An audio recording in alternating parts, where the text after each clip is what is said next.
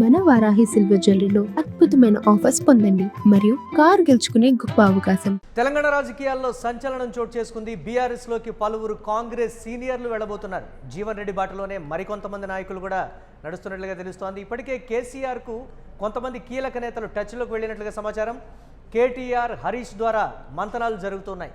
రేవంత్ రెడ్డి తీరుతో కొంతమంది నేతలు అసంతృప్తిగా ఉన్నట్లు తెలుస్తోంది.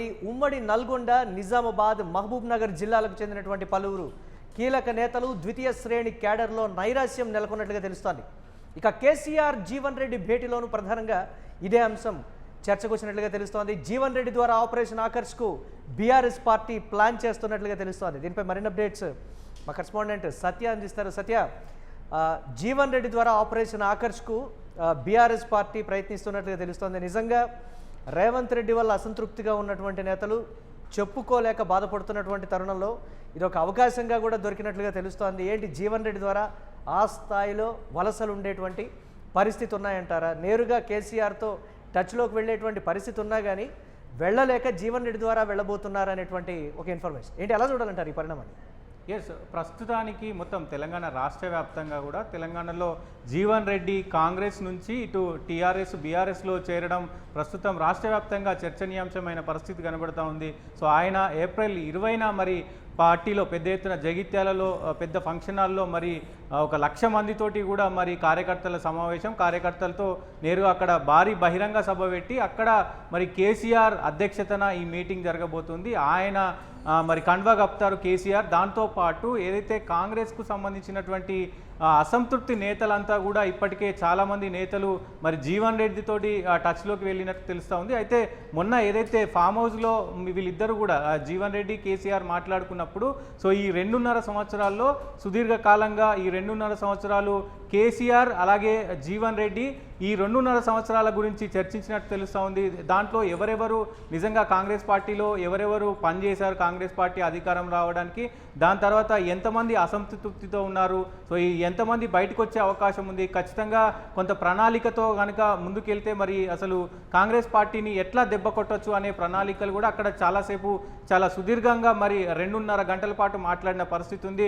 చాలా కీలక అంశాలను కూడా జీవన్ రెడ్డి మరి కేసీఆర్కు చెప్పినట్టు తెలుస్తూ ఉంది. ఎందుకంటే ఇప్పుడు ఉన్నటువంటి దాదాపు ఒక 15 నుంచి 15 ఎమ్మెల్యేలు కూడా మరి అసంతృప్తితో ఉన్నారు. వాళ్ళు ఏ క్షణమైనా ఇటు బీఆర్ఎస్లో చేరొచ్చు. దాంతోపాటు ద్వితీయ శ్రేణులంతా కూడా అంటే కాంగ్రెస్ పార్టీలో సెకండ్ క్యాడర్కి సంబంధించినటువంటి నాయకులందరూ కూడా చాలా అసహనంతో ఉన్నారు. ఎందుకంటే రాష్ట్రంలో మొత్తం ఉన్నటువంటి ఈ 6 గ్యారంటీల విషయాల్లో 6 గ్యారంటీలు అమలు అవ్వట్లేదు. దాంతోపాటు 13 హామీలు ఉన్నాయి.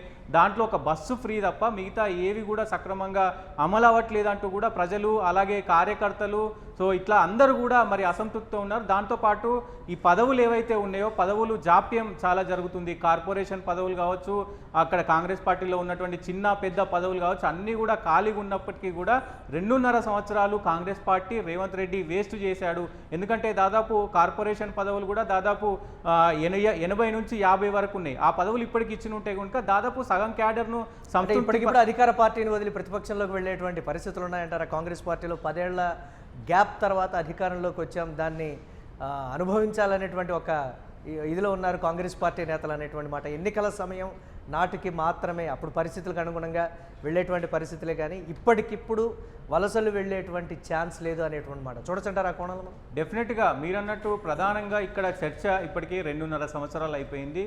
సో ఏ క్షణమైనా 2028లో అయినా లేదంటే 27లో కూడా మరి ఎన్నికలు వచ్చే అవకాశం కొంత కనిపిస్తున్న పరిస్థితి కనబడుతూ ఉంది. ఏదైతే మోడీ తీసుకున్నటువంటి నిర్ణయాలు కూడా ఇక్కడ ప్రధానంగా చర్చ మీదకి వచ్చింది. దాంతోపాటు ఏవైతే పదవులు ఆశించి అలాగే పార్టీ కోసం కష్టపడ్డారో వాళ్లకు ఖచ్చితంగా పదవులు దక్కలేదు అనేది కాంగ్రెస్ క్యాడర్ అంతా కూడా కొంత నిరాశతో ఉంది. ఆ పదవులు ఇప్పుడు 2.5 సంవత్సరాలు అయిపోయింది, ఖచ్చితంగా ఒక 6 నెలలు కనుక వేస్ట్ అయిపోతుంది. ఎందుకంటే ఎన్నికల హడావిడి ఉంటుంది. ఇంకొక 1.5 సంవత్సరంన్నరలో ఎంతమందిని సంతృప్తి కలుగుతారు, దాంతోపాటు ఎంతమందికి పదవులు ఇవ్వగలుగుతారు అనేది కూడా ఇక్కడ చర్చనీయాంశంగా మారిన పరిస్థితి కనబడుతోంది.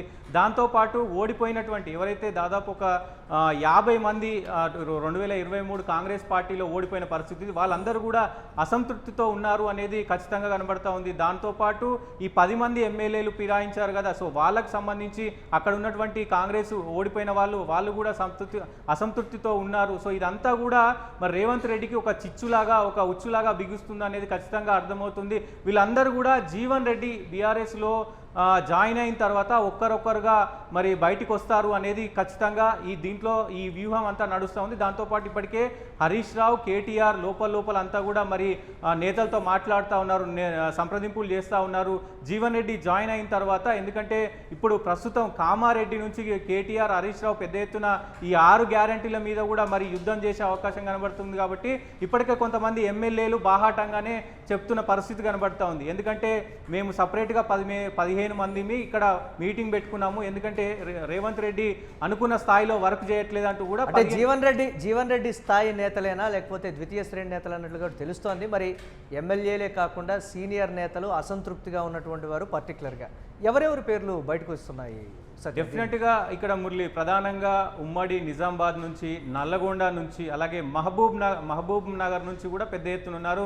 సీఎం సొంత జిల్లా నుంచి కూడా మరి కొంతమంది నేతలు ఉన్న పరిస్థితి కనబడతా ఉంది.